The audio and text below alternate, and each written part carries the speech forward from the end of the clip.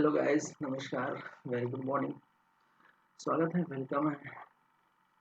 लगातार जारी है सीजी कंप्यूटर्स की क्लासेस और आप देख पा रहे हैं इन्वायरमेंट की क्लास फिर परिचायक में, जिसमें आपको नजर आएगी। देखते हैं यहाँ पर। अगर सिलेबस देखें तो हम बातें कर रहे हैं, किसकी बातें करेंगे आज? हमारा पर्यावरण। और हमारा पर्यावरण में पारिस्थितिक तंत्र, और पारिस्थितिक तंत्र में ऊर्जा का प्रवाह किस प्रकार से होता है वो हम देखेंगे। ठीक है, पारिस्थितिक तंत्र और उसमें ऊर्जा का प्रवाह। चलिए, ये रहेगा आज का टॉपिक हमारा। और पिछला टॉपिक अगर हम बात करें, पिछले क्लास की टॉपिक यदि हम बात करें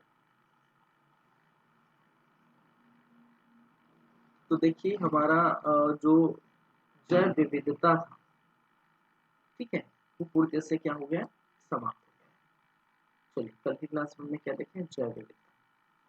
ठीक है, चलिए, तो इस क्लास में हम क्या देखेंगे भी, पारिस्थितिक तंत्र एवं ऊर्जा का प्रवाह। चलिए, क्लास को स्टार्ट करते हैं। याद रखेंगे पारिस्थितिक तंत्र,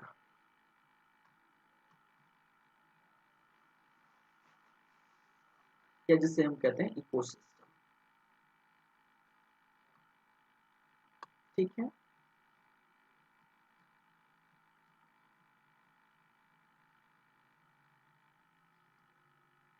पारिस्थितिकी तंत्र, या जिसे हम कहते हैं इकोसिस्टम। इकोसिस्टम तो क्या है यह पारिस्थितिक तंत्र, क्या है ये इकोसिस्टम, उसको पहले समझ लेते हैं।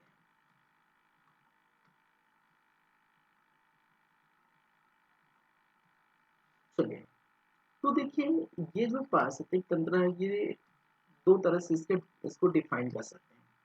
ठीक है, ये दो शब्दों से मिलकर बना हुआ है। तो बोल सकते हैं यह दो शब्दों से मिलकर बना हुआ है, मिलकर बना हुआ है। ठीक है, पहला अगर हम बात करें तो एक है पारिस्थितिक, पारिस्थितिक, और दूसरा शब्द है तंत्र। पारिस्थितिक का मतलब होता है पर्यावरण, पर्यावरण, और तंत्र का मतलब होता है विभिन्न घटक, विभिन्न घटक। और विभिन्न घटक के अंतर्गत दो घटक यहाँ पर आ जाएंगे। एक है जो है अजैविक घटक, अजैविक घटक, और दूसरा है जैविक घटक, जैविक घटक। ठीक है, देखिए, पारिस्थितिक कहने का मतलब पर्यावरण से है, और तंत्र कहने का मतलब है विभिन्न घटकों से।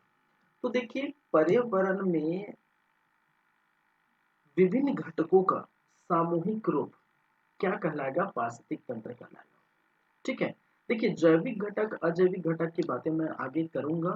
ठीक है, अजैविक घटक कहने का मतलब ऐसे घटक जो पर्यावरण में निर्जीव के रूप में देखने को मिलेगा आपको, निर्जीव के रूप में मिलेगा, जिसमें जान नहीं होगी।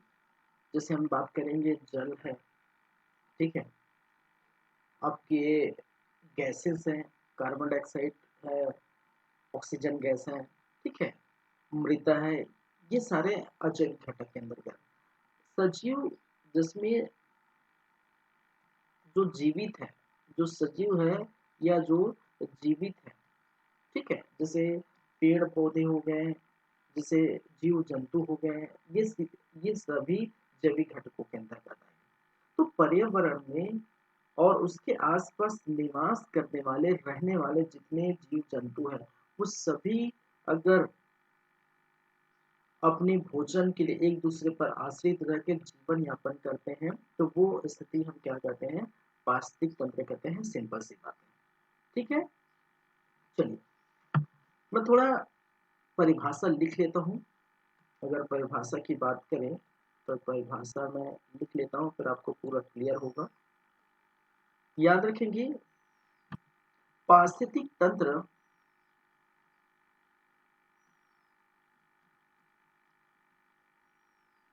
पारिस्थितिकी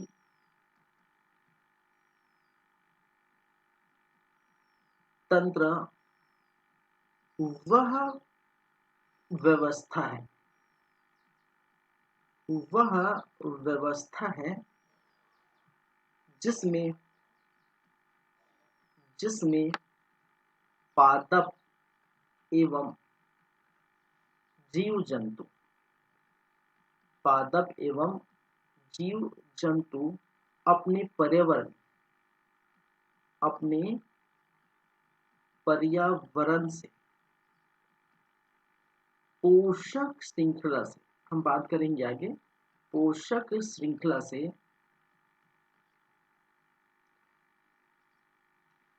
या पोषक श्रृंखला द्वारा बंधे रहते हैं, संयुक्त रहते हैं, संयुक्त रहते हैं। ठीक है, इसे हम कहते हैं पारिस्थितिकी। और दूसरे शब्दों में हम इसको और लिख सकते हैं, दूसरे शब्दों में इसको और डिफाइन यदि हम करने जाए तो इसको और क्या लिख सकते हैं भाई, एक पारिस्थितिक तंत्र, पारिस्थितिकी तंत्र, एक पारिस्थितिक तंत्र पर्यावरण के जीवित एवं अजीवित, जीवित एवं अजीवित घटकों के मध्य अंतःक्रिया का परिणाम है, अंतः क्रिया का परिणाम है, ठीक है। देखिए ये जो डेफिनेशन है, ये बुक का डेफिनेशन, मैं साफ साफ बोलता हूँ, ये बुक इस डेफिनेशन है। इसमें लिखा है, एक मैंने डेफिनेशन लिखा है, पारिस्थितिक तंत्र वह व्यवस्था है जिसमें पादप एवं जीव जंतु अपने पर्यावरण में रहकर पोषक श्रृंखला द्वारा जुड़े रहते हैं।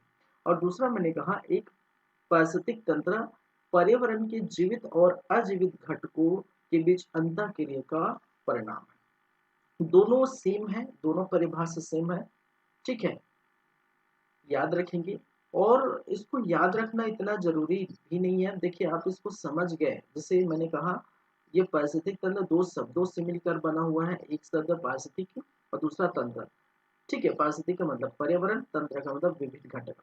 तो पर्यावरण में रहकर जीव जंतु पेड़ पौधे पोषण श्रृंखला से जुड़े रहते हैं, पोषण प्रदान करते हैं, जीवन यापन करते हैं, तो वो स्थिति क्या कहलाती है, पारिस्थितिक तंत्र कहलाती है, इकोसिस्टम कहलाती है। बस यही बातें डेफिनेशन में लिखी गई है, ठीक है। तो आप ऊपर जो समझ गए हैं, तो ये डेफिनेशन आपको याद करने रखने की जरूरत नहीं, आपको प्रॉपर समझ में आ जाएगा, ठीक है। क्लियर है बातें? चलिए, तो ये हम समझ गए इकोसिस्टम क्या होता है, पारिस्थितिक तंत्र क्या होता है। अब बात करेंगे पारिस्थितिक तंत्र के प्रकार, ठीक है।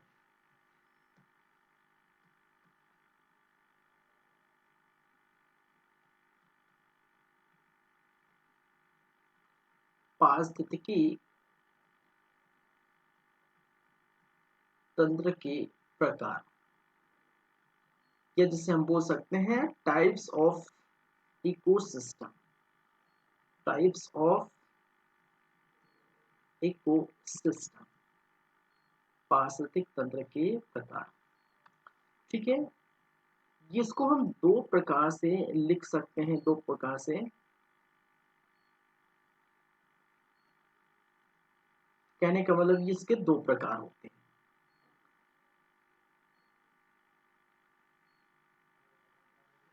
एक प्रकार जिसे कहा जाता है प्राकृतिक पारिस्थितिक तंत्र, ठीक है, प्राकृतिक, नेचुरल इकोसिस्टम, प्राकृतिक तंत्र जो है पारिस्थितिक तंत्र, ठीक है, पारिस्थितिकी तंत्र, ठीक है, प्राकृतिक रूप से। चलिए दूसरा, मानव निर्मित, मानव निर्मित,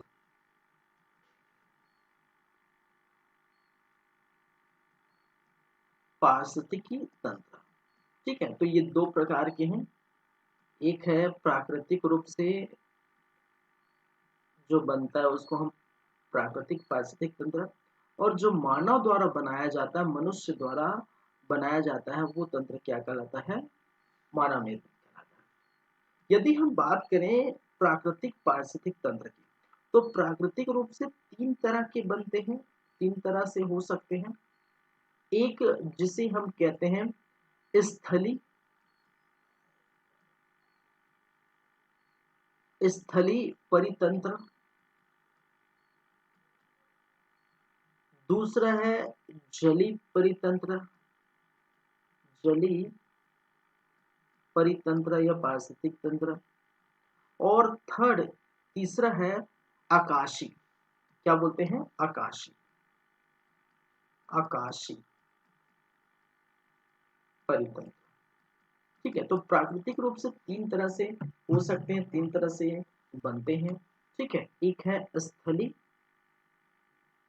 दूसरा है जली, और तीसरा है आकाशी।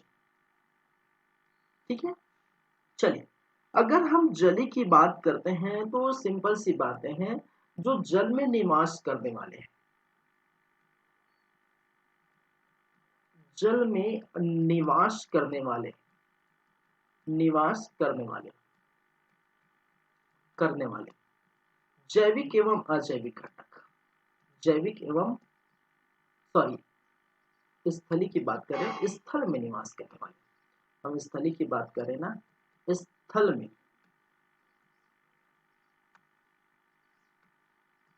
किसमें भाई?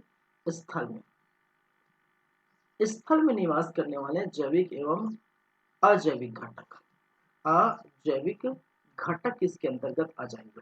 जैसे मान के चलिए, कोई, मैं एग्जांपल लेता हूँ, कोई एक, क्या है, ये तालाब है, सॉरी स्थल की बात कर रहा हूँ ना, मैं सब जल की बात क्यों कर रहा हूँ, स्थल की बात कर रहा हूँ। मान के चलिए कोई एक जंगल है, ठीक है, एक जंगल है। अब उस वहां पर बहुत से जो पेड़ पौधे की प्रजातियां रहेंगी। ठीक है, विभिन्न प्रकार के पेड़ पौधों की प्रजाति पाई जाएंगी, साथ ही साथ विभिन्न प्रकार के जीव जंतु की प्रजातियां पाई जाएंगी। वो यदि यहाँ पर निवास करते हैं, जंगल में निवास करते हैं, किसी वन में स्थान पर निवास करते हैं, किसी स्थलीय क्षेत्र पर यदि वो निवास करते हैं, अपना जीवन यापन करते हैं, तब इस स्थिति को हम क्या कहते हैं? स्थलीय परितंत्र कहते हैं, या स्थलीय पारिस्थितिक तंत्र कहते हैं। ठीक है, तो सिंपल सी बात है, स्थल का मतलब है, ठीक है, भूमि में, स्थल में, जंगल में, वन में रहकर पेड़ पौधे जीव जंतु अगर खाद्य श्रृंखला से जुड़े रहते हैं, पोषक श्रृंखला से जुड़े रहते हैं, निवास करते हैं, तब की स्थिति को हम कहते हैं स्थलीय। ठीक है, अब दूसरी बातें अगर हम जल की बात करते हैं, तो यदि वो जल में निवास कर रहे हैं, ठीक है, जल में निवास कर रहे हैं, इसका मतलब क्या है? इसका मतलब है कि मान के चलिए, मैंने क्या क्या कहा, कोई एक तालाब है, और इस तालाब में बहुत सारे जो छोटे छोटे पेड़ पौधे रहते हैं, शैवाल वगैरह रहते हैं, और यहाँ पर जो है मछलियाँ रहेंगी, सांप रहेंगे, ठीक है, कीड़े मकोड़े रहेंगे, मेढक रहेंगे। ठीक है, ये सारे अगर किसी जल में, किसी स्थान पर, कोई तालाब हो सकता है, ठीक है, कोई नदी हो सकता है, कोई समुद्र हो सकता है, ठीक है, कोई नदी हो सकता है, कोई तालाब हो सकता है, कोई समुद्र हो सकता है, अगर किसी जल में वो निवास कर रहे हैं, तब उसको हम कहते हैं जलीय परितंत्र।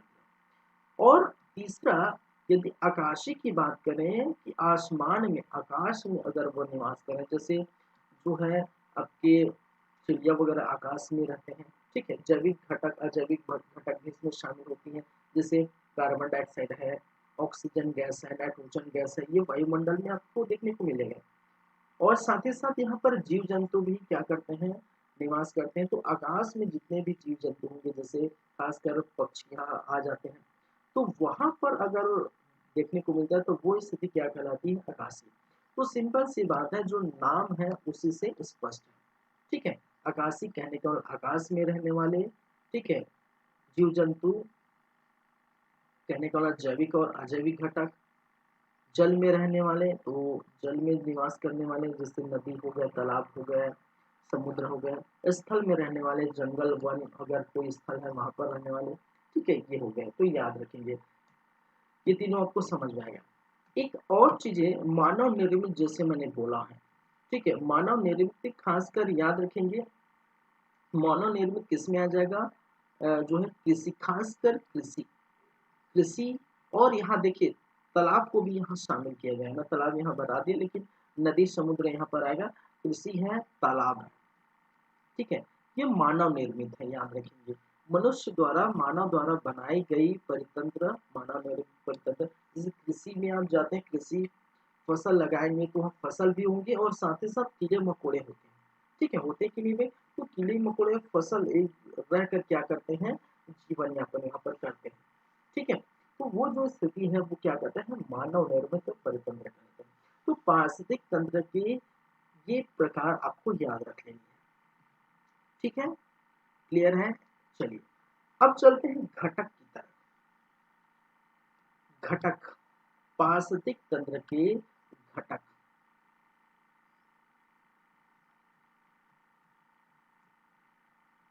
पारिस्थितिकी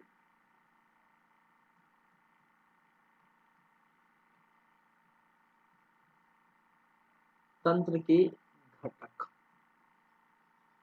अब घटक या जिसे हम बोलते हैं component, components of ecosystem, ecosystem, ठीक है, पारिस्थितिक तंत्र के घटक। अब देखिए घटक कितने प्रकार के होते हैं, मैंने पहले ही बताया था, घटक दो तरह से हो सकते हैं, एक जैविक घटक और अजैविक घटक। इसको अच्छे से हम देखेंगे, ठीक है। चलिए, जैसे कि मैंने क्या कहा, घटक दो तरह से है। एक घटक,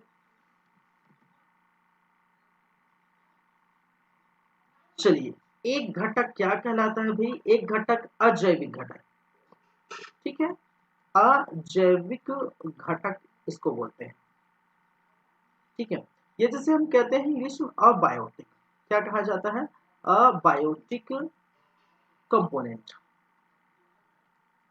कंपोनेंट, ठीक है, अबायोटिक कंपोनेंट। और दूसरा है जैविक घटक, जिसे हम कहते हैं जैविक घटक, या जिसे कहते हैं बायोटिक, ठीक है, बायोटिक कंपोनेंट, कंपोनेंट्स, ठीक है। तो अजैविक घटक हो गया है, जैविक घटक हो गया है, याद रखेंगे। पारिस्थितिक तंत्र के दो घटक है, अजैविक घटक और जैविक घटक, ठीक है। चलिए अब बात करें यदि कि जैविक, सॉरी, अजैविक घटक के अंतर्गत क्या क्या आपको देखने को मिलते हैं। इसमें सभी प्रकार के अजीव होते हैं, ठीक है, निर्जीव, ठीक है,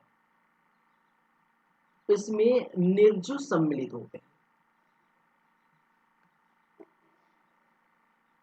सभी निर्जीव इसमें शामिल होंगे, ठीक है, सभी निर्जीव इसमें शामिल होंगे। जैसे कि एग्जाम्पल से यदि हम बात करें, एग्जाम्पल तो क्या क्या निर्जीव हो सकते हैं, जैसे कि मैंने क्या कहा, यहाँ पर जल हो सकता है, ठीक है, वो वर्षा, एक ही मतलब है, जल है, वर्षा है, वर्षा का पानी है, तापमान है, तापमान है, मृदा है या जिसे कहते हैं मिट्टी या मृदा, ठीक है, हवा है, ठीक है। और गैस के रूप में यदि हम बात करें, गैसेस के रूप में हम बात करें, तो कार्बन डाइऑक्साइड गैस यहाँ पर आपको मिलेगा, नाइट्रोजन और जो है गैस मिलेगा, ऑक्सीजन गैस मिलेगा, ठीक है, सल्फर डाइऑक्साइड आदि गैस यहाँ पर देखने को मिलता है। तो जो निर्जीव चीज है, जो जीवित नहीं है, ठीक है, जो निर्जीव चीज है, जो जीवित नहीं है, या जैसे निर्जीव या अजैव, अजैव या निर्जीव जो घटक है, ठीक है, जैसे जल है, तापमान है, मृदा है, हवा है, ठीक है, ये सभी किसके अंतर्गत आ जाएंगे, अजैव घटक। देखिए क्योंकि भाई कोई कोई जीव है, कोई जैविक जीव है, ठीक है, या जिसे हम कहते हैं कोई सजीव जीव है, वो निर्जीव घटक पर पूरी तरह से डिपेंड होता है। जैसे हम हैं, हम ही हैं, हमें पानी की जरूरत होती है, हमें तापमान की जरूरत होती है, मिट्टी की जरूरत होती है, हवा की जरूरत होती है, ठीक है, और हम क्या है, सजीव है, ठीक है, जीवित प्राणी है। जैसे कोई भी जानवर हो सकता है, जीव जंतु हो सकता है, उसके लिए जल महत्वपूर्ण है, तापमान है, मृदा है, हवा है, गैसेस है, जैसे हमारे लिए ऑक्सीजन गैस जरूरी है, पेड़ पौधे के लिए नाइट्रोजन गैस जरूरी है, ठीक है, कार्बन डाइऑक्साइड जरूरी है पेड़ पौधों के लिए, ठीक है। तो ये जितने भी हैं, जब अजैविक घटक जैविक घटक मिलते हैं और दोनों मिलकर अपना क्या करते हैं, दोनों मिलकर क्या करते हैं, पोषण प्रदान करते हैं, जो है जैविक घटक, तब इस स्थिति को हम क्या कहते हैं, पारिस्थितिक तंत्र कहते हैं, ठीक है। तो ये दो घटक हो गए, तो ये पहला हम देख चुके हैं। ये दूसरा हम देखते हैं, सभी सभी सजीव घटक, सभी सजीव या जैविक इसके अंतर्गत आ जाएंगे, ठीक है, सभी सजीव और या फिर जैविक इसके अंतर्गत रह जाएंगे। और जैसे कि यदि हम बात करें, इसमें जितने भी प्राणी होंगे, ठीक है, पेड़ पौधे होंगे, ये इसके अंतर्गत आ जाएंगे। जैसे कि यहाँ पर जो है पेड़ पौधे, सभी प्रकार के पेड़ पौधे इसके अंतर्गत, ठीक है, सभी प्रकार के, सभी प्रकार के पेड़ पौधे एवं जीव जंतु, जीव जंतु, ठीक है, इस जैविक घटक के अंतर्गत रखे जाएंगे। क्यों? क्योंकि ये सजीव है, क्योंकि पेड़ पौधे भी प्रकाश संश्लेषण की क्रिया के द्वारा क्या करते हैं, अपना जीवन यापन करते हैं, ठीक है, अपने भोजन का निर्माण करते हैं, वो स्वपोषी होते हैं। तो ये पेड़ पौधे आएंगे, और जितने भी जंगल में हैं, चाहे नदी में है, चाहे तालाब में है, किसी भी स्थान में है, ठीक है, जो जीवित है, चाहे वो कुत्ता हो, बिल्ली हो, शेर हो, ऊंट हो, गधा हो, हाथी है, भेड़िया, जो भी है, मनुष्य हो, मानव हो, जो भी है, सभी इसी के अंतर्गत आएंगे, जैविक घटक के अंतर्गत आएंगे, ठीक है। क्लियर है ये बातें? तो अजैविक घटक क्या है, जैविक घटक क्या है, ये आपको समझ में आएगा। सिंपल सी बात है, अजैविक जो जिसमें जान ही नहीं है, जैविक उसमें जान है, ठीक है, क्लियर है। चलिए आगे बढ़ते हैं। अब देखिए, जैविक घटकों को फिर से हम विभाजित हम करेंगे। अगर हम बात करें जैविक घटक, जैविक घटक या biotic compound, component, biotic component या जैविक घटक को फिर से हम इसको विभाजित करेंगे। इसको हम तीन तरह से विभाजित कर सकते हैं, बायोटिक घटक या जैविक घटक को। एक जिसे हम कहते हैं उत्पादक, उत्पादक, ठीक है, उत्पादक, या जिसे हम कहते हैं प्रोड्यूसर, प्रोड्यूसर। दूसरा इसको हम कहते हैं उपभोक्ता, क्या कहते हैं भाई, दूसरा उपभोक्ता। देखिए, आपको पहले ये जैविक अजैविक घटक पारिस्थितिक तंत्र जब तक समझ में नहीं आएगा, तब तक हमारे पास जो सिलेबस है, कौन सा, पारिस्थितिक तंत्र में ऊर्जा का प्रवाह, तो ये आपको समझ में नहीं आएगा। अगर मैं डायरेक्ट ऊर्जा का प्रवाह ही समझा दूंगा, तो ये जैविक घटक की बात करूंगा, अजैविक घटक की बात करूंगा, पारिस्थितिक तंत्र की बात करूँ, तो आपको क्लियर समझ में नहीं आएगा, ठीक है। तो सबसे पहले आपको ये पारिस्थितिक तंत्र समझना पड़ेगा, जैविक घटक अजैविक घटक समझना पड़ेगा, ठीक है। उपभोक्ता क्या है, कौन होते हैं, प्रोड्यूसर कौन होते हैं, अब घटक कौन होते हैं, ठीक है, ये समझना पड़ेगा। खाद्य श्रृंखला समझनी पड़ेगी, खाद्य जाल समझनी पड़ेगी, ठीक है। तब आपको लिंडनमान साहब का 10% ऊर्जा का नियम समझना पड़ेगा, तब ये सारे चीजें आपको समझेंगे, तो ऊर्जा का प्रवाह आपको ऑटोमेटिक समझ आएगा। ऐसे में डायरेक्ट ऊर्जा का प्रवाह मैं बताऊंगा, तो फिर आपको ऊपर से चला जाएगा, ठीक है। तो ये सारी चीज आपको समझनी पड़ेगी। देखिए, उपभोक्ता कहने का मतलब कंज्यूमर से है, कंज्यूमर्स से है, ठीक है। और तीसरा अपघटक, अपघटक, ठीक है। और अपघटक कहने का मतलब डिकम्पोजर्स, डिकम्पोजर्स, ठीक है, तो एक हो गया उत्पादक, एक हो गया आपका उत्पादक या जिसे हम कहते हैं प्रोड्यूसर, दूसरा हो गया कंज्यूमर्स या जिसे हम कहते हैं उपभोक्ता, और तीसरा हो गया अपघटक या जिसे कहते हैं डिकम्पोजर्स। इसको भी, उपभोक्ता को भी हम विभाजित कर सकते हैं, आपने अगर पढ़े होंगे। एक कहलाता है प्राथमिक उपभोक्ता, उपभोक्ता, दूसरा है द्वितीयक उपभोक्ता, द्वितीयक उपभोक्ता, उपभोक्ता, ठीक है। थर्ड है तृतीयक, तृतीयक उपभोक्ता,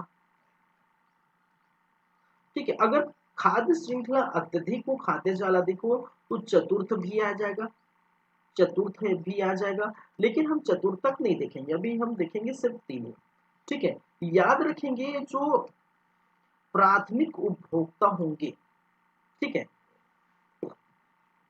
जो आपके प्राथमिक उपभोक्ता होंगे वो खासकर शाकाहारी होंगे, याद रखेंगे शाकाहारी होते हैं, ये बिल्कुल याद रखेंगे। प्राथमिक उपभोक्ता हमेशा शाकाहारी होते हैं, और जो अंतिम उपभोक्ता होता है, अंतिम, अंतिम चाहे वो तीसरा हो, चौथा हो, पांचवा हो, छठा हो, सातवां हो, 10 हो, ठीक है।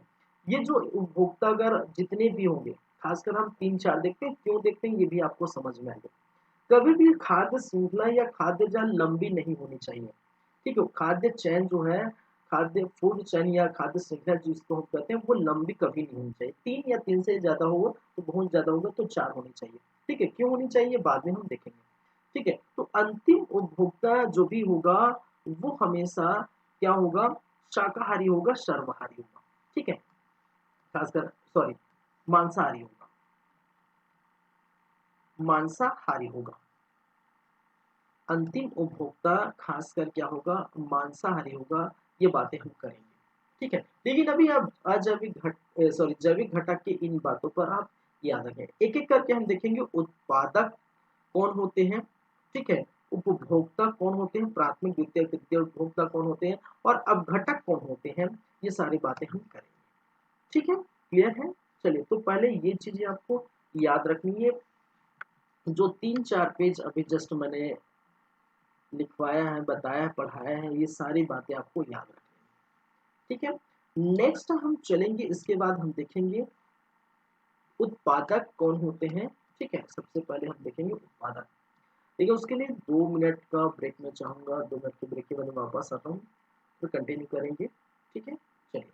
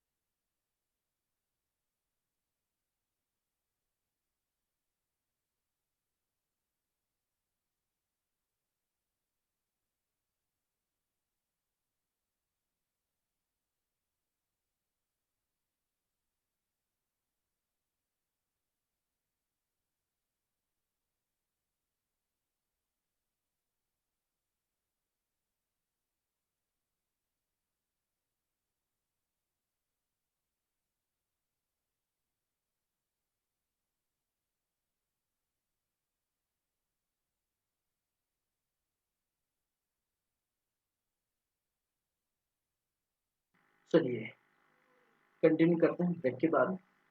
अब देखिए एक एक करके हम बात करेंगे उत्पादक की। सबसे पहले हम बात करते हैं उत्पादक। अब ये उत्पादक होते कौन है भाई, ठीक है, या प्रोड्यूसर जिसे हम कहते हैं वो कौन होते हैं, ठीक है।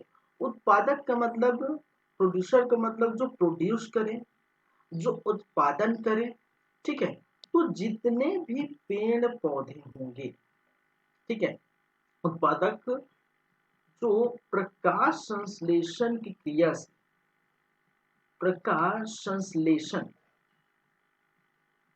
की क्रिया से भोजन तैयार करते हैं, भोजन तैयार करते हैं, ठीक है, उत्पादक कहलाते हैं, उत्पादक कहलाते हैं, ठीक है। जैसे जितने भी हमारे पर्यावरण में पेड़ पौधे होंगे, ठीक है, एग्जाम्पल से अगर हम बात करें तो सभी प्रकार सभी प्रकार के पेड़ पौधे एवं वनस्पतियां, सभी प्रकार के पेड़ पौधे एवं वनस्पतियां इनके अंतर्गत आ जाएंगे, ठीक है। क्योंकि हम जानते हैं अगर किसी भी पेड़ पौधे की हम बात करें, कोई भी अगर पेड़ पौधा है, कोई भी यदि क्या है पेड़ पौधा है, तो वो क्या करेगा भाई, वो प्रकाश संश्लेषण, सूर्य के प्रकाश से, प्रकाश संश्लेषण से क्रिया से, सूर्य के प्रकाश से वो क्या निर्माण करते हैं, ग्लूकोज निर्माण करते हैं, C6H12O6 ग्लूकोज का निर्माण करेंगे, ठीक है। भोजन का निर्माण करते हैं, ग्लूकोज का निर्माण करते हैं, ठीक है। और इसी को ये क्या करते हैं, मंड के रूप में, मंड के रूप में क्या करते हैं, संचित करते हैं इसी भोजन को। ये सब हम पढ़े हैं, जानते हैं, प्रकाश संश्लेषण की क्रिया के द्वारा पेड़ पौधे अपना भोजन जो तैयार करते हैं, बनाते हैं। मतलब ये जो भी जितने भी स्वपोषी होंगे, इसका मतलब क्या होंगे, जितने भी स्वपोषी होंगे, स्वपोषी, स्वपोषी होंगे, ठीक है, स्वपोषी या जिसे हम कहते हैं ऑटोट्रॉफ होंगे, जो भोजन तैयार करते हैं, वो सभी उत्पादक के अंतर्गत रह जाएंगे, उत्पादक के अंदर। तो हरे पेड़ पौधे हो गए, जो शैवाल हो गए, साइनोबैक्टीरिया, जितने भी जो भी है, ठीक है, जो अपना भोजन स्वयं बनाते हैं, वो क्या कहलाते हैं, उत्पादक कहलाते हैं। सिंपल सी बातें, ठीक है, क्लियर बातें याद रखिए। अब दूसरा है उपभोक्ता, उपभोक्ता ये जिसे हम कहते हैं कंज्यूमर, कंज्यूमर्स, उपभोक्ता। अब देखिए उपभोक्ता या कंज्यूमर्स कौन होते हैं भाई, तो सिंपल सी बातें हैं, अपना भोजन जो स्वयं नहीं तैयार कर सकते, ठीक है, जो जीव, क्योंकि हम जैविक घटक में देख रहे हैं, जो जीव अपना भोजन तैयार नहीं कर सकते, तैयार नहीं करते, ठीक है, वो किसके अंतर्गत गिने जाएंगे, वो उपभोक्ता के अंदर गिने जाएंगे। जैसे हम भी एक उपभोक्ता है, हम भी कंज्यूमर हैं, ठीक है। बहुत सारी चीजें हम खुद तैयार नहीं कर सकते, मार्केट से लेते हैं तो हम उपभोक्ता हैं। उसी प्रकार पर्यावरण में जो जीव जंतु खुद खाना नहीं बना सकते, खुद भोजन नहीं कर सकते, जैसे जंगल में रहने वाले जो जीव जंतु हैं, वन में रहने वाले जीव जंतु हैं, जो तालाब में रहने वाले जीव जंतु हैं, जो नदी में रहने वाले जीव जंतु हैं, अगर वो भोजन तैयार नहीं करते, दूसरे पर आश्रित रहते हैं। जैसे कुत्ता हो गया, कुत्ता खुद नहीं बना सकता, लेकिन वो दूसरे पर आश्रित रहता है, ठीक है। आपके हाथी हो गए, भेड़ हो गए, बकरी हो गए, गाय हो गए, जितने हैं जो प्रकाश संश्लेषण की क्रिया नहीं करते, इसका मतलब क्या है, प्रकाश संश्लेषण की क्रिया नहीं करते। इसका मतलब क्या है, प्रकाश संश्लेषण की क्रिया नहीं करते, क्रिया नहीं करते। ठीक है, इसका मतलब क्या है, इसका मतलब ये परपोषी होते हैं, या बोल सकते हैं विषम पोषी होते हैं। क्या होते हैं, विषम पोषी होते हैं, पोषी होते हैं। ठीक है, जो दूसरों पर आश्रित होते हैं। तो ये जितने भी पॉइंट है याद रखेंगे, विषम पोषी है, भोजन तैयार नहीं करते हैं, ये क्या कहलाते हैं, उपभोक्ता कहलाते हैं, दूसरे पर आश्रित रहते हैं। ठीक है, अब उपभोक्ता को भी हमने तीन भागों में विभाजित किया था। एक कहलाता है प्राथमिक उपभोक्ता, प्राथमिक उपभोक्ता। अब प्राथमिक उपभोक्ता कहने का यहाँ तात्पर्य है कि ऐसे उपभोक्ता जो डायरेक्टली उत्पादक पर निर्भर है। याद रखेंगे, ऐसे उपभोक्ता, ऐसे उपभोक्ता जो डायरेक्टली उत्पादक या प्रोड्यूसर पर निर्भर हो, निर्भर हो। ठीक है, इसका मतलब क्या है, प्रोड्यूसर कौन होते हैं, जैसे हमने कहा हरे पेड़ पौधे होते हैं प्रोड्यूसर। ठीक है, वनस्पतियां होती हैं जो प्रकाश संश्लेषण क्रिया करते हैं।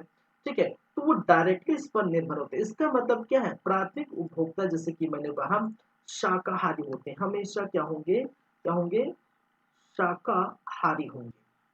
ठीक है, जैसे कि यदि कोई घास है, मान के चलिए यदि कोई घास है, इस घास का, इस घास को डायरेक्टली अगर कोई, मान के चलिए घास को खाने वाले बकरी हो गया, घास को कौन खा रहा है भाई, बकरी हो गया।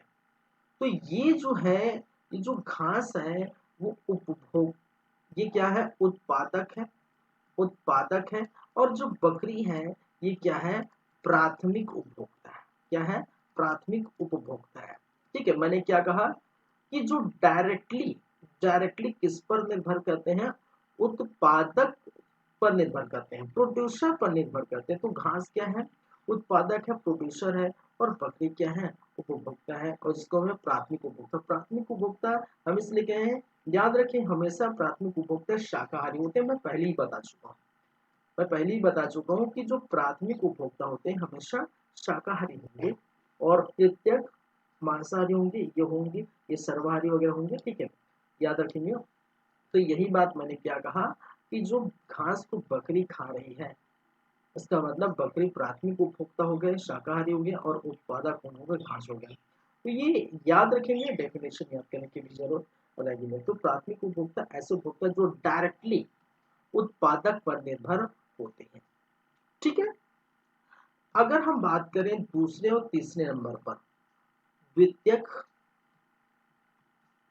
द्वितीयक उपभोक्ता। अब द्वितीयक उपभोक्ता यहाँ पर याद रखेंगे, ऐसे उपभोक्ता जो प्राथमिक उपभोक्ता पर निर्भर करते हैं। ठीक है, याद रखेंगे ऐसे उपभोक्ता, ऐसे उपभोक्ता जो प्राथमिक उपभोक्ता पर निर्भर रहते हैं, निर्भर रहते हैं। ठीक है, तो जैसे कि मैंने क्या कह दिया, ये घास है।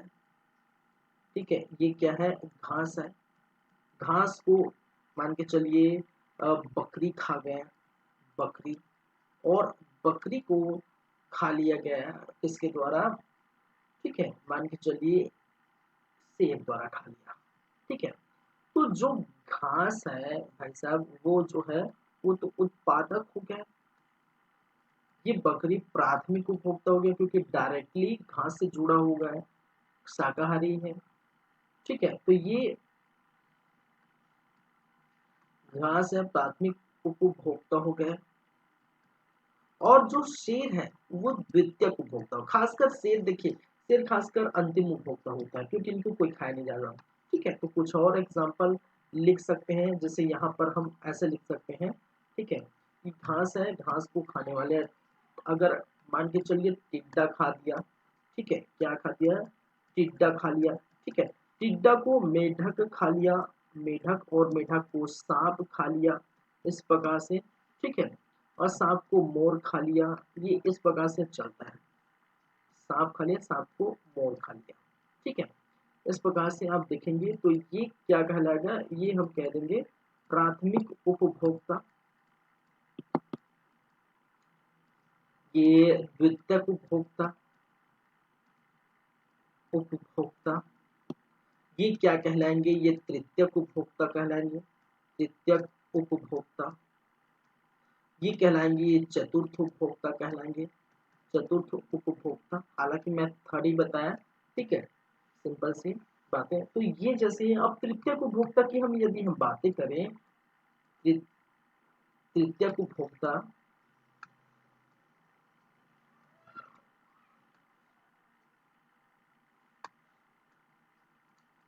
तृतीयक उपभोक्ता, तो तृतीयक उपभोक्ता कौन होते हैं, जो द्वितीयक पर निर्भर करते हैं, जो द्वितीयक उपभोक्ता पर क्या करते हैं, निर्भर हो, निर्भर हो, ऐसे को हम क्या कहते हैं, ऐसे को हम कहते हैं तृतीयक उपभोक्ता। तो सिंपल सी बात है, ये आप देख रहे हैं घास को टिड्डा खा रहा है, टिड्डा को मेढक खा रहा है, मेढक को सांप खा रहा है, सांप को मोर खा रहा है, ठीक है। तो ये एक प्रकार के, इसको हम कहते हैं खाद्य श्रृंखला। ये क्या कहलाता है भाई, खाद्य श्रृंखला कहलाता है, खाद्य श्रृंखला कहलाता है। और खाद्य श्रृंखला में जब ये स्थिति बनती है, ठीक है, तब हम प्रॉपर इसको हम कहते हैं कौन उपभोक्ता है, कौन प्राथमिक। और ये हमेशा याद रखेंगे, ये क्या होते हैं, जैसे कि मैंने बताया, ये हमेशा शाकाहारी होंगे, और ये हमेशा जो होंगे वो मांसाहारी होंगे, मांसाहारी होंगे। जो अंतिम उपभोक्ता होगा वो हमेशा मांसाहारी होंगे, ठीक है। चलिए, तो ये आपको याद रख लेना है, ठीक है। तो तीनों चीज आपको समझ में आ गया है, उत्पादक, उपभोक्ता, ठीक है, उपभोक्ता के अंदर प्राथमिक उपभोक्ता, द्वितीयक, तृतीयक। अब देखेंगे, अब घटक, घटक, ठीक है, डीकंपोजर्स जिसे हम कहते हैं डीकंपोजर्स, कंपोजर्स, ठीक है, या विघटन करता, विघटन करता जिसे हम बोलते हैं। चलिए, तो विघटन करता अब घटक कौन होते हैं भाई, तो ऐसे जो मृत हुए, ठीक है, मृत अवयवों को खा डालते हैं, विघटित कर देते हैं, मृत अवयवों को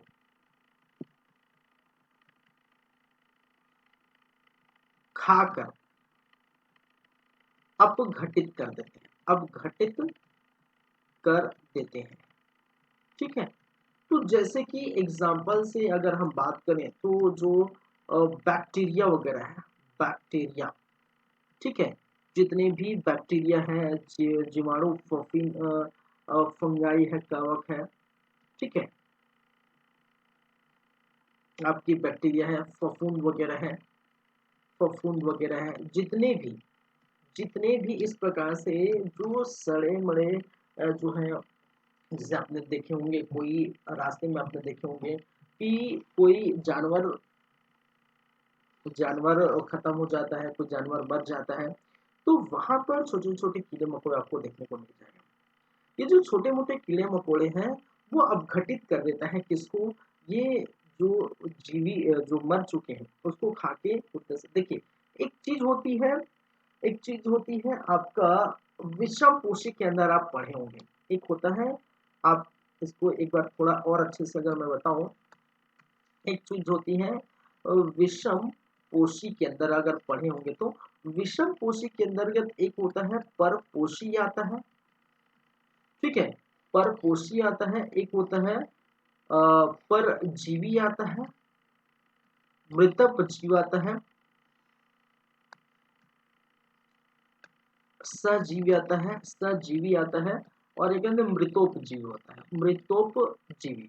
ठीक है, तीन चीजें विषम पोषी के अंतर्गत अगर आप पढ़े होंगे तो सजीवी लाइकेन का बेस्ट एग्जांपल, लाइकेन एक सजीवी है जिसमें सवाल कवक रह के जीवन यापन करते हैं, वो हम जानते हैं सजीवी। परजीवी जो दूसरे के शरीर में, कोई जीव जंतु मानव या किसी के शरीर में रहकर अपना जीवन यापन करते हैं, उसको हमने क्या कहा, परजीवी। और तीसरा है मृतोपजीवी। ठीक है, मृतोपजीवी कहने का मतलब जो है मर गए हैं, मृत हो गए हैं, उसको खाने वाले, उसको खाने वाले जो है जीव को हम क्या कहते हैं, मृतोपजीव कहते हैं। तो दोनों में अंतर है, एक मृतोपजीव और अपघटक, दोनों में अंतर है। मृतोपजीवी कहने का मतलब है जो मर चुके हैं उसको खाने वाले, लेकिन अपघटक कहने का मतलब है जो पूरी तरह से जो है मर तो गया है लेकिन उसको पूरी तरह से डिकम्पोज करने का काम बैक्टीरिया वगैरह करता है। डिकम्पोज पूरी तरह से उसको जमीन में दबा कर, जमीन में पूरी तरह से क्या होगा, उसको पूरी तरह से दबा देते हैं।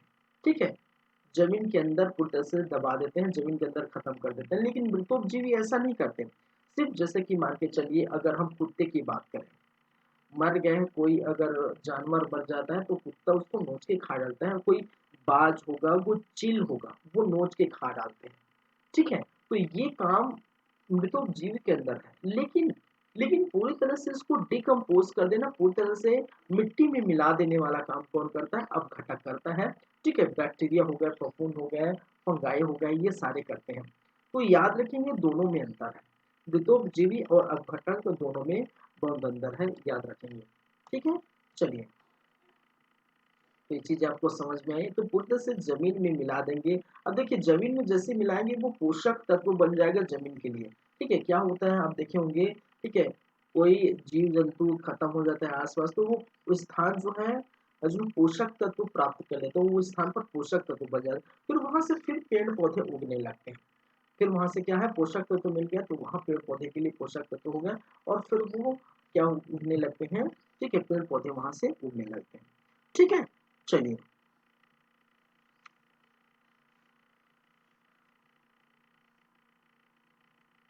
याद रखें। तो चीजें क्लियर है भाई। अब घटक क्या है पूरी तरह से खत्म कर देते हैं। चलिए, अब बात करते हैं खाद्य श्रृंखला या खाद्य जाल क्या होते हैं। नेक्स्ट हम चलेंगे खाद्य श्रृंखला, पहले लिख लेते हैं फिर हम बात करेंगे।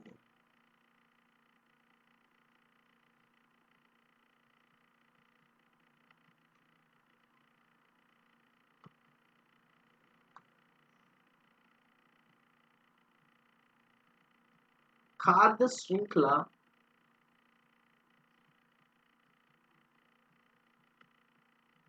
एवं खाद्य जाल।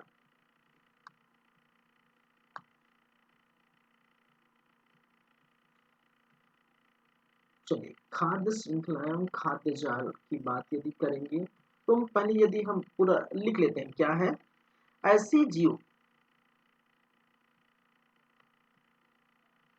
क्या भाई, ऐसे जीव जो पोषण के लिए एक दूसरे पर एक दूसरे पर एक दूसरे से बोल सकते हैं, एक दूसरे पर निर्भर रहते हैं या एक दूसरे से जुड़े होते हैं, जुड़े होते हैं, खाद्य श्रृंखला कहलाते हैं। क्या कहलाते हैं भाई, खाद्य श्रृंखला कहलाते हैं। एवं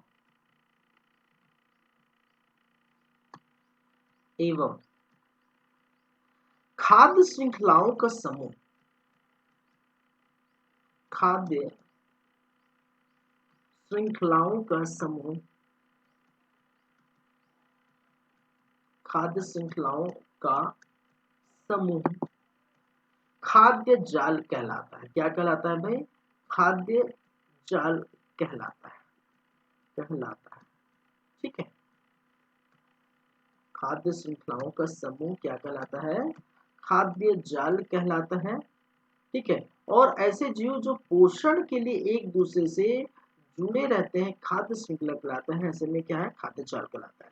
ठीक है, चलिए, जैसे कि अगर इसका एग्जाम्पल हम बात करें तो सिंपल सी बातें हैं। अगर हम बात करें नॉर्मल एग्जाम्पल की, तो देखिए, अगर सूर्य का प्रकाश है, सूर्य का प्रकाश है, सूर्य के प्रकाश से भोजन तैयार करता है पेड़ पौधे। कौन तैयार करते हैं भाई? पेड़ पौधे एवं घास, पेड़ पौधे एवं घास। ठीक है, ये भोजन तैयार करता है। उस भोजन को मान के चल कोई बकरी खा गया, जैसे कि मैंने कहा, ठीक है, बकरी खा लिया गया, और बकरी के बाद इसको कोई, इस बकरी को कोई मान के चल भेड़िया खा लिया, और इस भेड़िया को कोई शेर खा लिया। ठीक है, ये जो चीजें क्या कहलाती है? यही कहलाती है खाद्य श्रृंखला। ये क्या कहलाती है? खाद्य श्रृंखला। ठीक है, याद रखें। अब खाद्य जाल श्रृंखलाओं का समूह है। जैसे अगर मान के चलिए सूर्य का प्रकाश, जैसे कि मैंने क्या कहा, सूर्य का प्रकाश, और सूर्य के प्रकाश से अपना भोजन तैयार करते हैं पेड़ पौधे, पेड़ पौधे, वनस्पति, या बोल सकते हैं हरे पेड़ पौधे, वनस्पति। ठीक है, वनस्पतियां ये अपना भोजन तैयार करती हैं। क्या करती हैं? अपना भोजन तैयार करती हैं सूर्य के प्रकाश से। अब देखिए, मान के चलिए जैसे कि पेड़ पौधे वनस्पतियों को जो है घास को, या इसमें घास भी आ जाएगा, घास है, पेड़ पौधे हैं, वनस्पति, ये भोजन तैयार करते हैं। फिर ये जो घास है इसको अगर मान के चलिए कोई टिड्डा खा लिया, ठीक है, फिर इसको टिड्डे को, जैसे कि मैंने कहा मेढक खा लिया, मेढक को सांप खा लिया, और सांप को जो है गिद्ध या बाज खा लिया। ठीक है, गिद्ध या बाज खा लिया। तो एक क्या है, ये खाद्य श्रृंखला है। ठीक है, एक खाद्य श्रृंखला है। अगर इसी में और आगे हम बोले तो इसी पेड़ पौधे को, इसी पेड़ पौधे को अगर मान के चलिए इस घास को अगर चूहा खा लिया, पेड़ पौधे या घास है तो चूहा खा लिया, चूहा को लोमड़ी खा लिया, जो भी है, ठीक है, लोमड़ी को शेर खा लिया। ठीक है, या इसी इसी घास को, इसी घास को हिरन खा लिया, हिरन, और हिरन को, ठीक है, इसी घास को कौन खा लिया भाई? हिरन खा लिया, हिरन, और हिरन को शेर खा लिया। ठीक है, कौन खा लिया? शेर खा लिया। तो ये भी खाद्य श्रृंखला बन गया। ठीक है, चलिए, चूहा की बात करें तो इस चूहे को फिर से अगर कोई कुत्ता खा लिया, और कुत्ते को फिर सियार खा लिया। ठीक है, इस प्रकार से जो क्या बन जाता है, एक जाल बन जाता है। क्या बन जाता है भाई? एक जाल बन जाता है।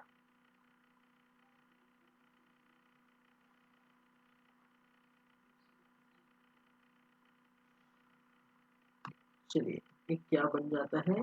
एक जाल बन जाता है, उसी को हम कहते हैं खाद्य जाल। क्या कहते हैं भाई? खाद्य जाल। ठीक है, तो जाल नुमा एक संरचना है।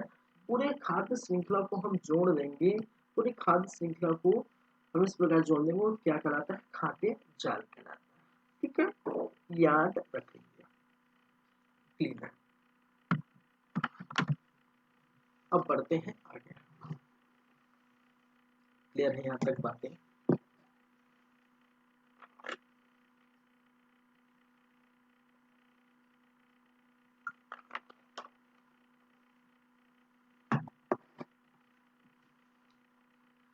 चलिए, अब देखिए, आगे हम बढ़ेंगे, आगे हम बात करेंगे।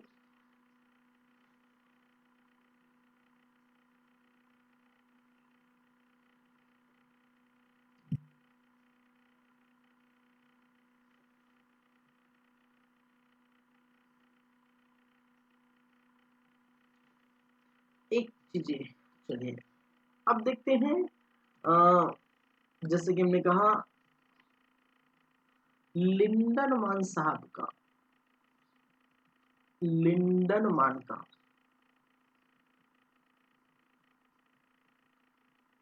10% ऊर्जा का नियम, ऊर्जा का नियम, ठीक है। तो ये आपको अब समझ में आएगा, ठीक है। लिंडनमान साहब का 10% ऊर्जा का नियम, ये आपको समझ में आएगा। अब क्या है 10% ऊर्जा का नियम, ये हम देखेंगे, ठीक है। अब देखिए खाद्य श्रृंखला में अगर हम बात करें,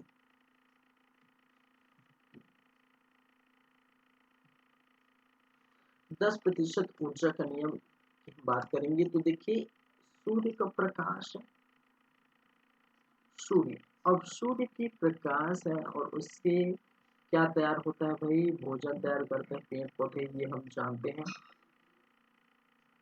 ठीक है। चलिए सूर्य का प्रकाश है और इससे इससे भोजन तैयार करता है, मान के चलिए घास, ठीक है। घास ने क्या किया, इससे भोजन तैयार किया, पहली बात है। और मैंने क्या कहा, घास को खाने वाले कौन है, टिड्डा है। टिड्डा को खाने वाले कौन है, मेढक है। मेढक को खाने वाले कौन है, सांप है, जैसे कि मैंने बताया।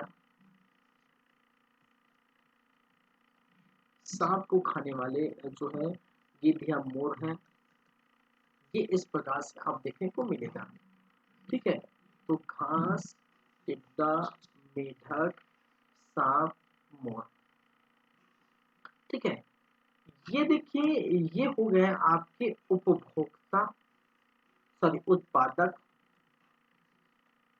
ये हो गए आपके प्राथमिक उपभोक्ता, प्राथमिक उपभोक्ता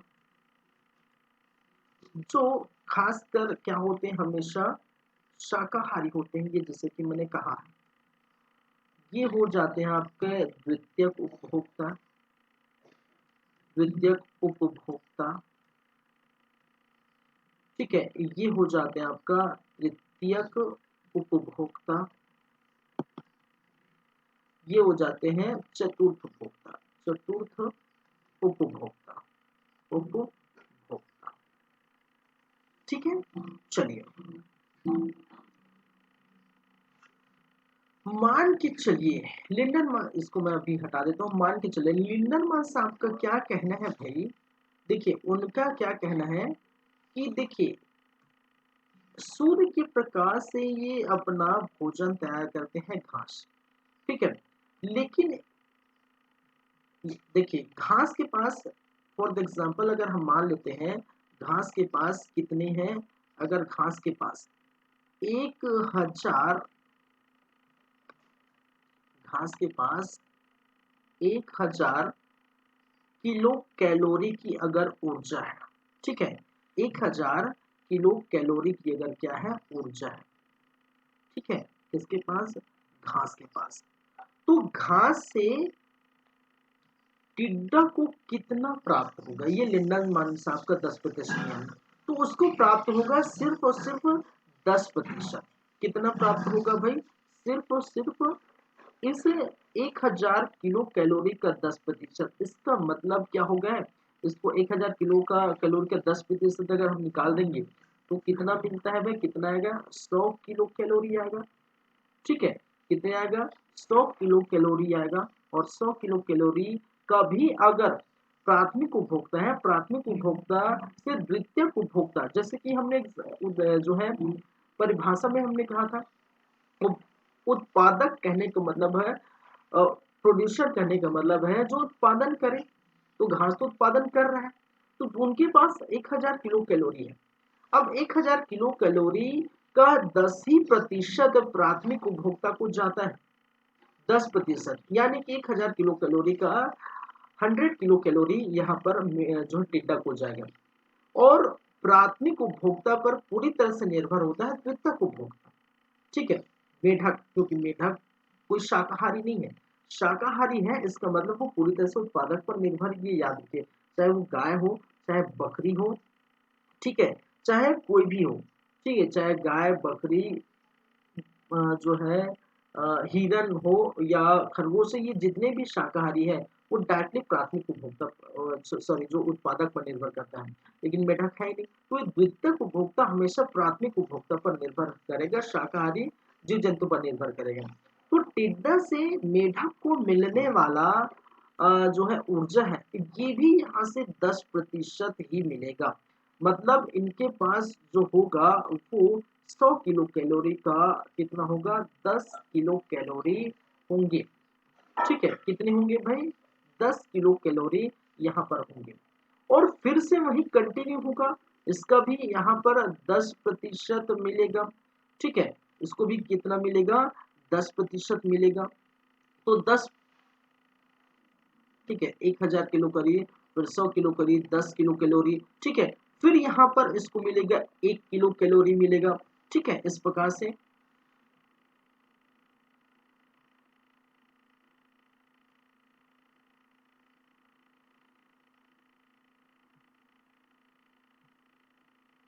ठीक है, इसको मिलेगा कितना, 1 किलो कैलोरी, 1 किलो कैलोरी मिलेगा। अगर हम इसकी बात करें तो 1 किलो कैलोरी यहाँ पर, फिर वही कंटिन्यू चलता रहेगा। फिर इसका भी 10% नियम लागू होगा, 10%। और फिर इसको मिलेगा 0.1 किलो कैलोरी, 0.1 किलो कैलोरी। और यही है लिंडनमान साहब का 10% ऊर्जा नियम, 10% ऊर्जा का नियम। ठीक है, लिंडनमान साहब ने यही कहा कि हाँ, एक चीज और याद रखें, जो सूर्य के प्रकाश से जो वनस्पति घास पेड़ पौधे जिसको भी मिलेगा वो उसका सिर्फ और सिर्फ 1 ही प्रतिशत यूज करेगा। ये भी याद रखेंगे, कितना प्रतिशत यूज करेगा, 1 ही प्रतिशत यूज करेगा। तो लिंडनमान साहब का 10% ऊर्जा नियम क्या कहता है कि जो उत्पादक है, चाहे वो पेड़ पौधे हो, हमने घास लिया एग्जाम्पल के लिए, चाहे वो पेड़ पौधे हो, चाहे वो घास हो, चाहे वनस्पति हो, सूर्य के प्रकाश से 1% ही ऊर्जा प्राप्त करेगा, जितना भी। ठीक है, उनका 1% ऊर्जा प्राप्त कौन करता है, घास प्राप्त करता है। घास में जितनी ऊर्जा है, हमने एग्जाम्पल लिया, ऐसा नहीं है कि इनके पास हमेशा 1000 किलो कैलोरी होंगे, ऐसा नहीं बोल रहा हूँ, सिर्फ मैंने एग्जाम्पल लिया। एग्जाम्पल से मैं ये बताना चाह रहा हूँ कि मान के चलिए अगर घास के पास 1000 किलो कैलोरी का ऊर्जा यहाँ पर स्थित है, तो 1000 किलो कैलोरी का ऊर्जा 10% नियम के आधार पर 10% निकाल देंगे तो 100 किलो कैलोरी बचेगा। तो प्राथमिक जो उपभोक्ता है, जो डायरेक्टली उत्पादक पर जो निर्भर करते हैं, जो शाकाहारी जीव जंतु है, उनको जो मिलेगा घास से 10% ऊर्जा। ठीक है, कितना मिलेगा, घास से 10% ऊर्जा। और फिर यहाँ से प्राथमिक उपभोक्ता से द्वितीयक को भी 10% मिलेगा, मतलब 1000 का 10 किलो कैलोरी। फिर द्वितीयक से तृतीयक, तृतीयक से चतुर्थक, ऐसे 10-10% में ये बढ़ता ही जाएगा। इसलिए मैंने पहले एक बात कही थी पढ़ाते वक्त, बीच में इसके पहले 10 मिनट पहले, कि खाद्य श्रृंखला अत्यधिक लंबी नहीं होनी चाहिए। खाद्य श्रृंखला लंबी आपको कभी भी नहीं होनी चाहिए, मैंने बताया था, क्योंकि तृतीयक उपभोक्ता ही यहाँ पर सबसे बेस्ट रहता है, 3 उपभोक्ता। ठीक है, क्योंकि जितनी लंबी अगर उपभोक्ता होंगे उतने उनको ऊर्जा नहीं मिलेगा। ठीक है, ऊर्जा नहीं मिलेगा, याद रखें। देखिए, इसलिए अगर देखें, घासों की संख्या बहुत ज्यादा है, घास की संख्या बहुत ज्यादा है। ठीक है, फिर उसके बाद अगर हम बात करें हिरणों की संख्या, उससे थोड़ा कम है। फिर यदि हम बात करें शेरों की संख्या, वो क्या है, वो बहुत कम है। इस प्रकार से जितने भी हम द्वितीयक, तृतीयक, चतुर्थ, पंचम ऐसे उपभोक्ता जाएंगे, तो जितने अधिक उपभोक्ता होंगे उतनी उनकी संख्या में कमी आती है। ठीक है, तो इस प्रकार से आप याद रखेंगे 10% नियम यही है। हर डिपार्टमेंट बोल सकते हैं, हर प्राथमिक, द्वितीयक, तृतीयक, चतुर्थ उपभोक्ता को 10% डिवाइड होता है। यही है लिंडनमान साहब का 10% ऊर्जा का नियम, याद रखेंगे। और घास को 1% मिलता है, ये याद रखेंगे, सूर्य का प्रकाश या पेड़ पौधे या वनस्पति की बात है। सिंपल मैंने घास का एग्जाम्पल यहाँ पर लिया है। चीजें क्लियर है। चलिए, ऊर्जा संरक्षण का सिद्धांत, ठीक है, यही है। अब देखिए यहाँ पर हम बात एक और करेंगे,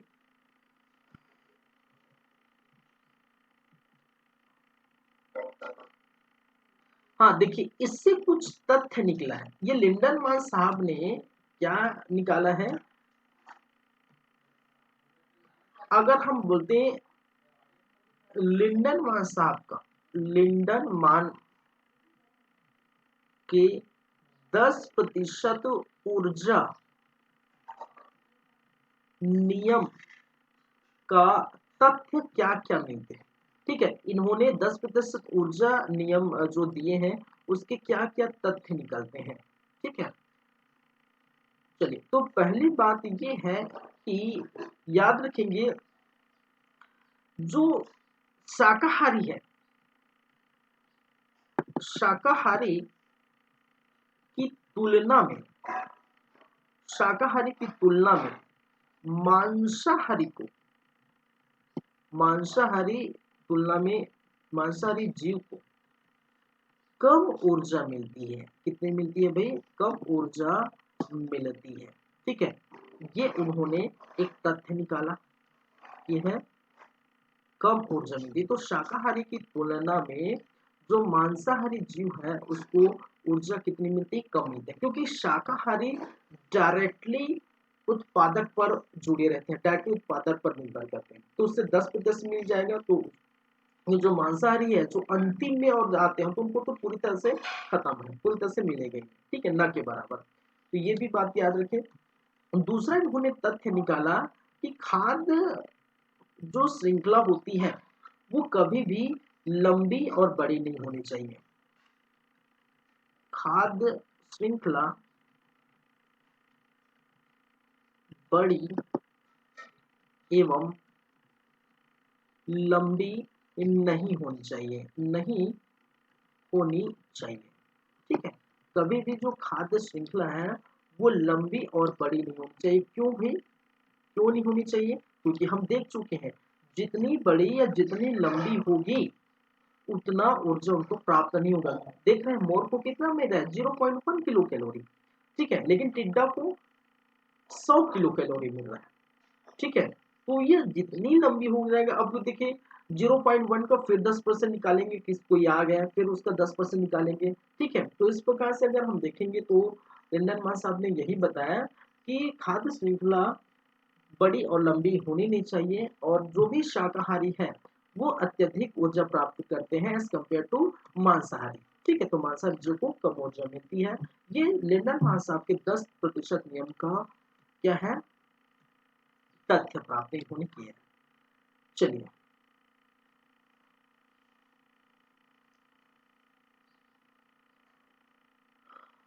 क्लियर है? चलिए, एक चीज पर और आते हैं, इन्हीं का ऊर्जा संरक्षण का नियम है, ऊर्जा प्राप्त का नियम है, ये भी हम देखेंगे। पिरामिड, या जिसे हम कहते हैं ऊर्जा, पारिस्थितिकी पिरामिड,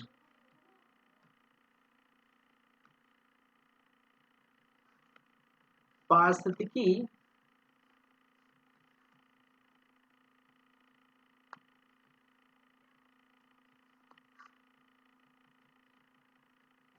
पारिस्थितिकी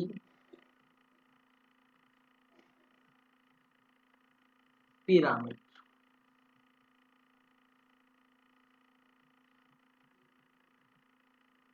पारिस्थितिकी पिरामिड। ठीक है, पारिस्थितिकी पिरामिड। अब पारिस्थितिक जो है पिरामिड है वो कितने प्रकार के हो सकते हैं, होते हैं? तो ये देखिए, पारिस्थितिक पिरामिड जो है 3 प्रकार के होते हैं। ठीक है, ये याद रखेंगे, कितने प्रकार के होते हैं? 3 प्रकार के। एक होता है ऊर्जा पिरामिड, एक कहते हैं उसको ऊर्जा पिरामिड कहते हैं। दूसरा, इसको हम कहते हैं संख्या पिरामिड, संख्या पिरामिड, पिरामिड। और तीसरा जो कहलाता है वो क्या कहलाता है भाई? वो है द्रव्यमान या बायोमास पिरामिड, द्रव्यमान या जिसे हम कहते हैं बायोमास पिरामिड, पिरामिड। ठीक है, तो एक है ऊर्जा पिरामिड, दूसरा है संख्या पिरामिड, और तीसरा है द्रव्यमान या बायोमास पिरामिड। ठीक है। तो देखिए एक एक करके हम बात करेंगे। सबसे पहले अगर ऊर्जा पिरामिड, ऊर्जा पिरामिड, ठीक है, याद रखेंगे ऊर्जा पिरामिड जो है लिंडनवाल साहब के 10% नियम पर आधारित है। ठीक है, ये याद रखेंगे, यह लिंडनमान का 10% नियम पर आधारित है, नियम पर आधारित है। ठीक है, आधारित 10% नियम पर आधारित है। ठीक है, देखेंगे यहाँ पर, देखिए मान के चलिए यहाँ पर ये स्थिति बनती है, ऐसा ये स्थिति बनती है अगर इस प्रकार से, चलिए ठीक है, अगर पोषक स्तर, ये जो है एक इसको डिफाइन कर रहा है भाई, अगर हम चार चीजें यहाँ पर देखें, पोषक स्तर को डिफाइन कर रहा है। ये पोषक स्तर, ये फर्स्ट है, ये पोषक स्तर सेकेंड है, पोषक स्तर सेकेंड है, ये भी पोषक स्तर थर्ड है, ये पोषक स्तर मैं इस तरफ लिख देता हूँ। ठीक है, इस तरफ क्या है, स्पेस नहीं हो पा रहा है, इसको मैं लिख देता हूँ, ये इसको हम कहेंगे पोषक स्तर फर्स्ट। ये क्या कहलाता है, पोषक स्तर सेकेंड।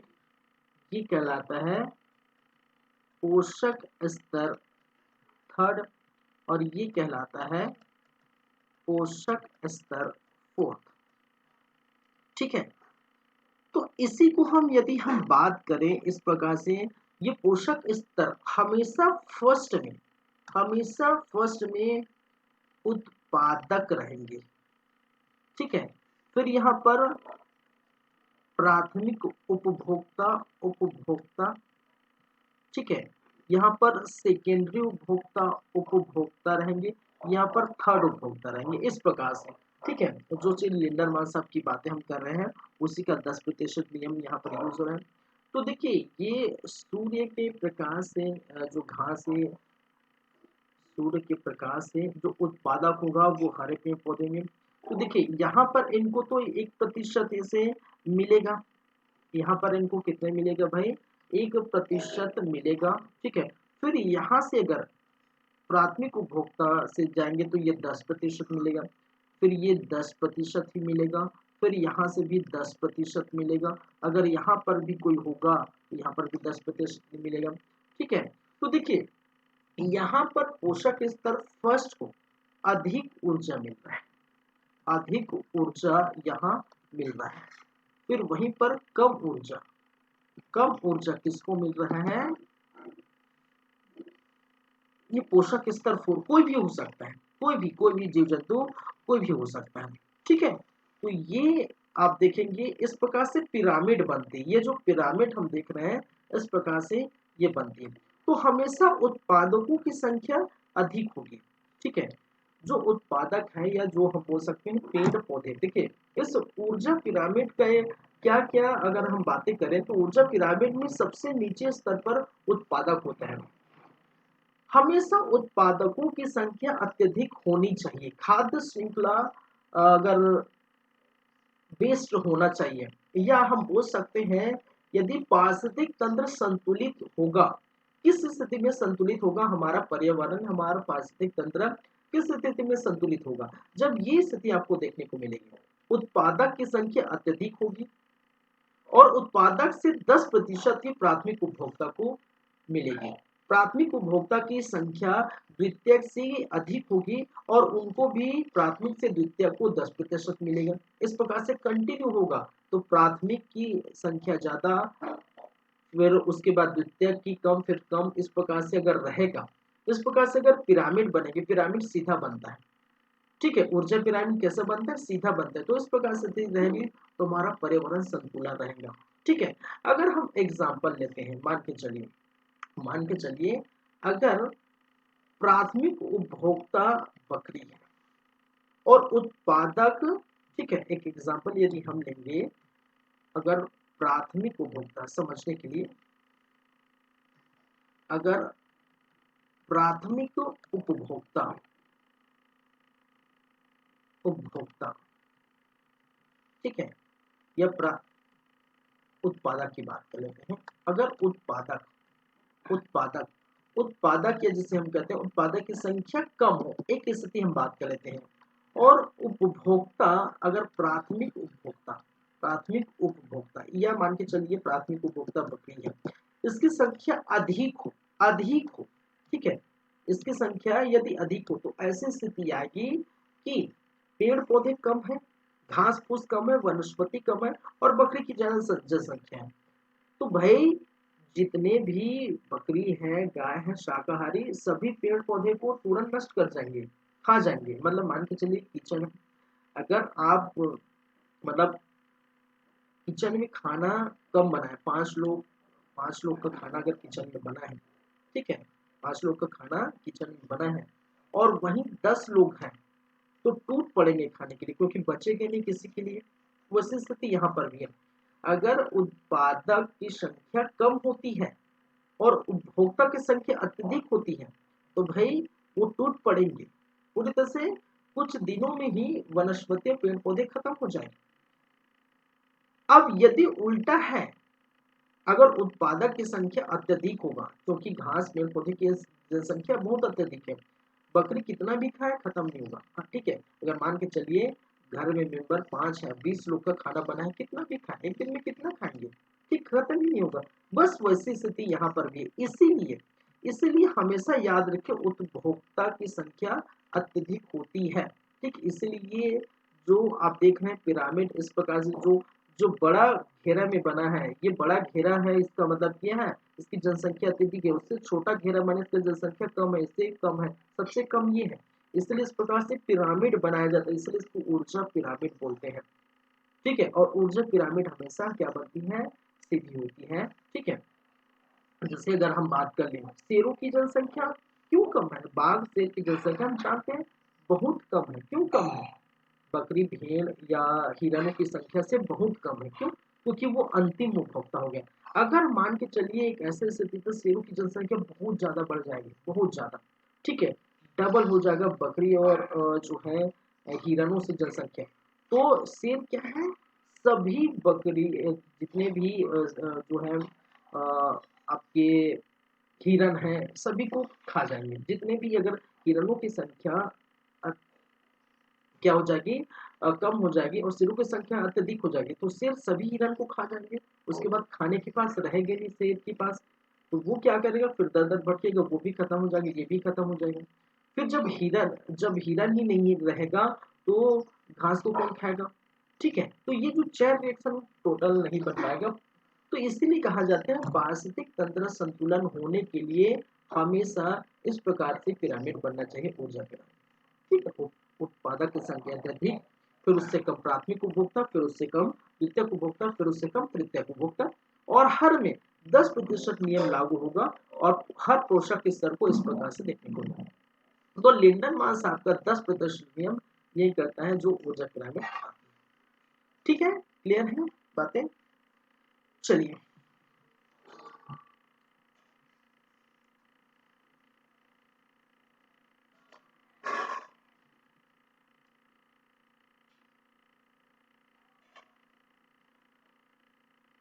चलिए क्लियर है भाई ये बातें। चलिए इसके आगे हम नेक्स्ट क्लास में देखेंगे। आज की क्लास को हम यहीं पर ख़त्म करते हैं। तो आपको समझ में आया, थोड़ा बहुत बाकी है, ना के बराबर, ठीक है। उसको नेक्स्ट क्लास में हम इसको कवर कर लेंगे। तो इसको अब यहीं पर रखते हैं, ठीक है। चलो, थैंक यू गाइस।